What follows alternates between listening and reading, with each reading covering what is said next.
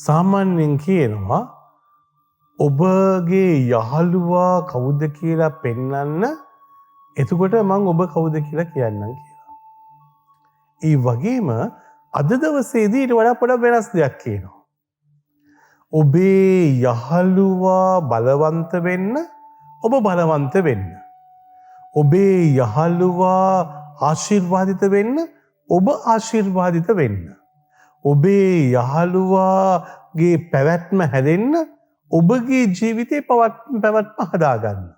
එතකොට රතන මේ තාත්තේ පුතේ දුවේ ඔබගේ යහළුවාට යෙහෙලියට පැවැත්මක් ඔබ තුල තියෙනවා.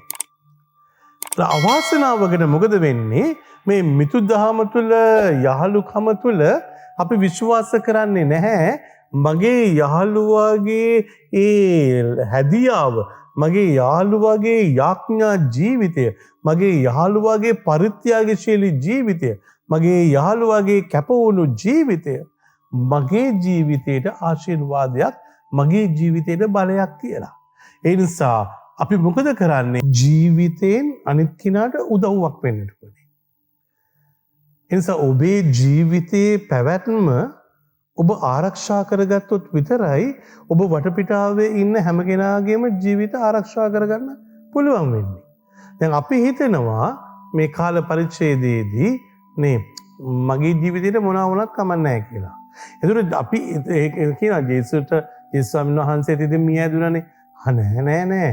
ජේසුස් ස්වාමීන් වහන්සේ ආත්මීක බලය මිය ඇදෙන්න දුන්නේ නැහැ. උන්වහන්සේ නිසා තමයි තාමත් අපි අතර ඉන්නේ. උන්වහන්සේගේ මේ ශරීරය විතරයි ඒගොල්ලන්ට නිහඬ වෙන්න తాවකාලිකව නිහඬ කරන්න පුළුවන් වුණේ. නේ. හැබැයි ඊට පස්සේ උන්වහන්සේගේ වදන්ද, උන්වහන්සේගේ ක්‍රියාවද, උන්වහන්සේගේ හැසිරීමද, උන්වහන්සේගේ පැවැත්මද අද වෙනකන් තියෙනවා. ඒ නිසා දැන් අපි මොකද කරන්නේ? අපේ පැවැත්ම නැති කරගන්නවා. අපේ ආත්මික ශක්තිය නැති කරගන්නවා. අපේ දුර්වල තැන මතු කරව ගන්නවා. අපි මේ මොහොතේදී දුර්වල මිනිස්සු විදිහේ දුර්වලෙක් වෙනවා. එතකොට රතනම් මේ තාත්තේ පුතේ දුවේ දුර්වල මිනිස්සෙක් ඉදිරියේ ඔබත් මා දුර්වලෙක් වුණ දාට අර අනිත් දුර්වල මිනිස්සයාට කිසිම පිළිසරණයක් ඔබගේ ජීවිතෙන් නැතුව යනවා. ඒ නිසා ඔබගේ ජීවිතය ගැන ආයෙත් හිතන්න. ඔබේ ජීවිතේ වටිනවා. ඔබේ යහළුවන්ගේ ජීවිත වටින නිසා. ඔබේ ජීවිතේ වටින නිසා යහළුවන්ගේ ජීවිත වටිනවා.